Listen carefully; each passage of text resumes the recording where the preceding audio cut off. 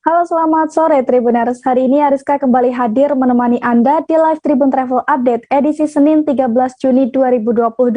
Dan seperti biasa, Ariska akan memberikan informasi terkait sejumlah wisata dan kuliner untuk Anda.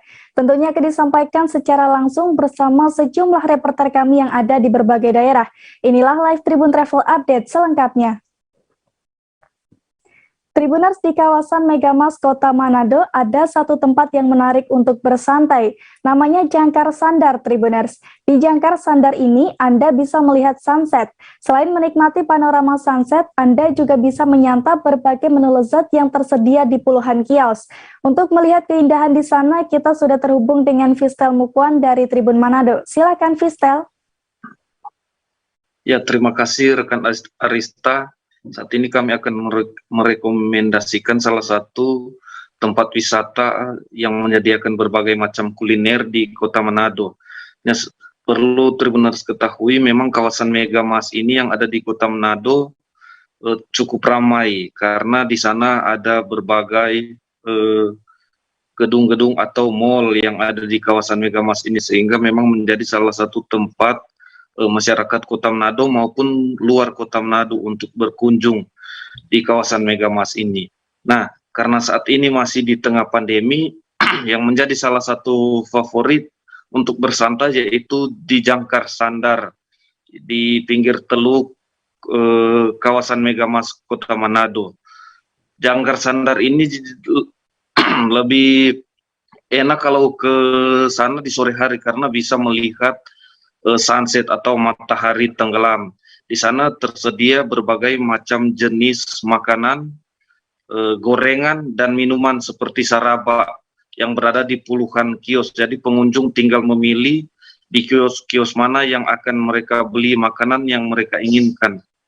Di sana juga sudah ditata puluhan tempat duduk dan meja, namun karena masih di tengah pandemi sehingga dibuat berjarak-jarak. Ada yang untuk 6 orang itu meja panjang, namun ada yang hanya 2 orang hanya meja pendek. Jangkar Sandar ini berada di alam terbuka, jadi memang tidak ada alam yang menggunakan atap. Jadi memang terbuka, dan di sana banyak sekali, ada beberapa pepohonan yang menghiasi juga yang menjadi pemandangan bagi masyarakat yang mengunjungi tempat tersebut. Nah, susahnya di Jangkar Sandar ini jika sementara makan lalu hujan. Memang pengunjung harus mencari tempat berteduh karena Jangkar Sandar ini tidak menyediakan tempat berteduh. Jadi memang Jangkar Sandar ini hanya menjadi tempat untuk bersantai di cuaca yang cerah. Di sore hari memang lokasi ini menjadi salah satu tempat bersantai bagi sebagian besar anak muda. Memang ada orang-orang tua juga yang ke sana, namun memang sebagian besar anak-anak muda. Di lokasi ini juga selain masyarakat bisa melihat sunset, di sana juga menjadi salah satu tempat bagi masyarakat yang hobi memancing. Jadi mereka biasanya memancing, selain memancing mereka beristirahat, duduk sambil makan dan minum di Jangkar Sandar ini. Perlu diketahui Jangkar Sandar ini dibuka setiap jam 4 atau pukul 16 hingga jam 10 malam atau jam pukul 22 WITA. Nah, dengan indahnya panorama sunset, para pengunjung di sore hari mengabadikan dengan berfoto dan memvideokan pemandangan Teluk Manado di sore hari. Demikian rekan Arista. Baik, terima kasih rekan Fistel Mukuan dari Tribun Manado. Kita beralih ke informasi selanjutnya, Tribuners. Pada Minggu 12 Juni 2022 kemarin, Belitung Off-Road Community mengadakan touring di seputaran kota Tanjung Pandan dan Kecamatan Sijuk, Belitung. Touring ini dimulai dari Polres Belitung, lalu menuju Pantai Tanjung Kelayang, Tanjung Tinggi, dan finish di Pantai Tanjung Pendem, Tribuners. Selain untuk silaturahmi, touring ini juga dimanfaatkan sebagai ajang untuk mempromosikan pariwisata di Belitung. Dan untuk melihat keseruan di sana, ada rekan kami di Sariandi dari Pos Belitung. Silakan. Baik, betul sekali Ariska. Selamat sore Tribuners dan sahabat Pos Belitung. Nah, pada Minggu 12 Juni 2022 kemarin, Belitung Off-Road Community ataupun BOC melakukan touring di seputaran Kota Tanjung Pandan hingga ke Kecamatan Sijuk. Para off-roader ataupun pecinta mobil Jeep ini melakukan touring tersebut sebagai bentuk mempromosikan pariwisata Belitung. Salah satu tujuan ke Kecamatan Sijuk yaitu kawasan ataupun daerah tersebut adalah kawasan wisata yang memang menjadi tujuan wisatawan jika berkunjung ke Belitung seperti Tanjung Kelayang dan Tanjung Tinggi. Nah, Tribuners dan sahabat Pos Belitung juga ini merupakan menjadi salah satu rekomendasi jika ingin berwisata ke Belitung. Jadi bukan hanya berwisata backpacker ataupun yang lain, tapi menggunakan mobil Jeep juga bisa dari Jakarta ke Belitung.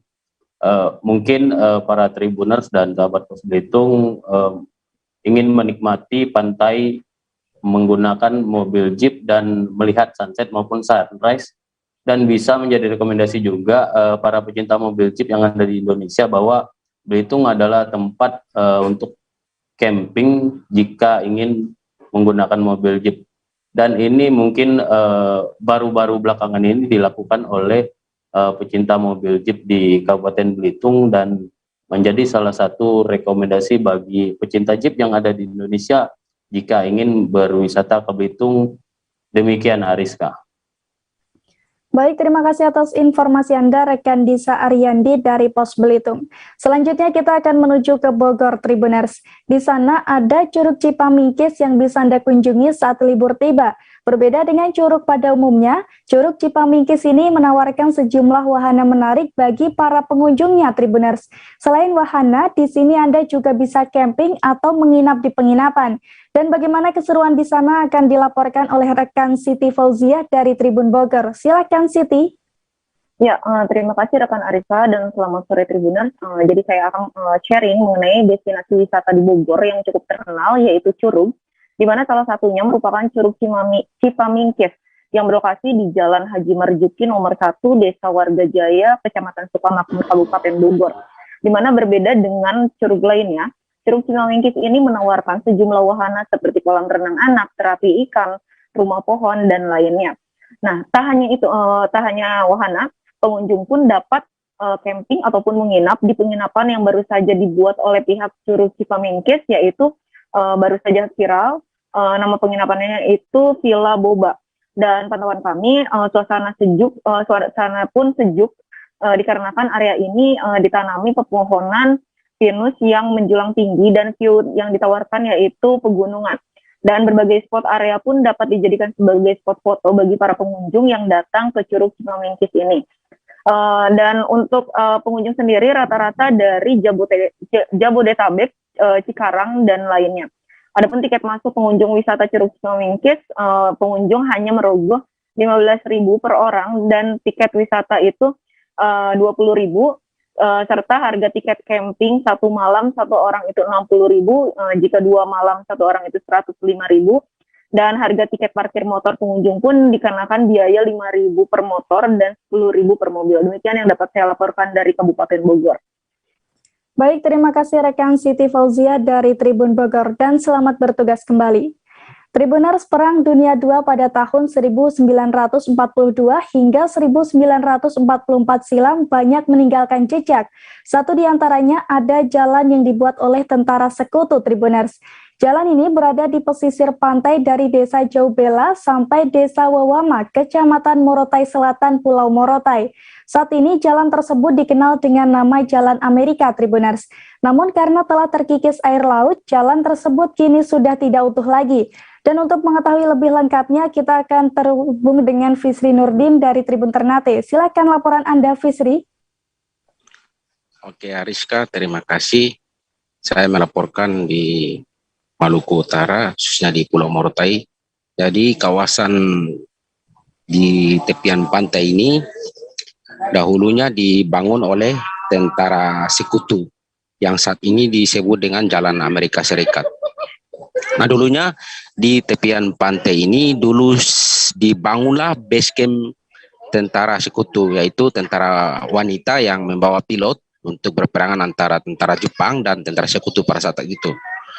Nah, ada beberapa gabungan di tentara sekutu, yaitu antara Inggris, Amerika Serikat dan juga Australia, di mana Australia pada saat itu difokuskan untuk membangun infrastruktur baik base camp, jalan dan juga salah satunya bandara yang saat ini masih digunakan. Jadi di sekitaran kurang lebih 10 kilo ini dari desa Jobela menuju desa Wama itu seluruhnya ada base camp perempuan yang untuk bertempur pada saat itu.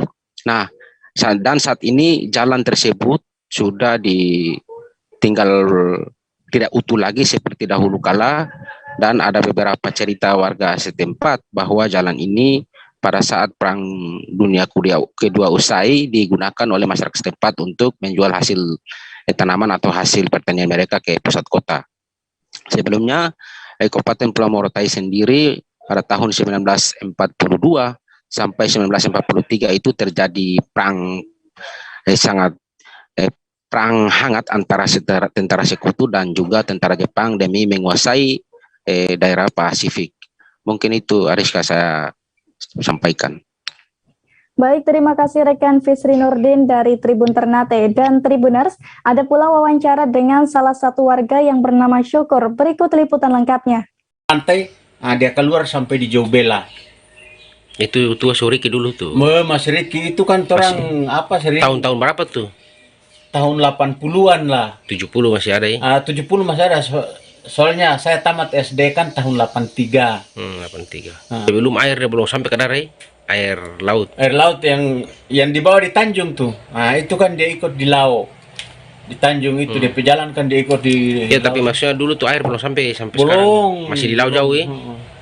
Mas sekarang memang air apa? Itu dengan apa orang ambil batu, ambil pasir, pun dia abrasi. Berarti masih Riki dulu masih tuh ya? Riki, orang ini. Itu pokoknya jalan Amerika semua. Coba perhatikan kalau Iko. Dari sini sampai di mana di jalan ini? Yang jalan Amerika nih dari Jobela, ujung Jobela sampai tahun 82 ya. Iya. Itu masih Riki. Oh, masih Riki. Sampai sekitar tahun-tahun berapa itu yang baru jalan ini kosong?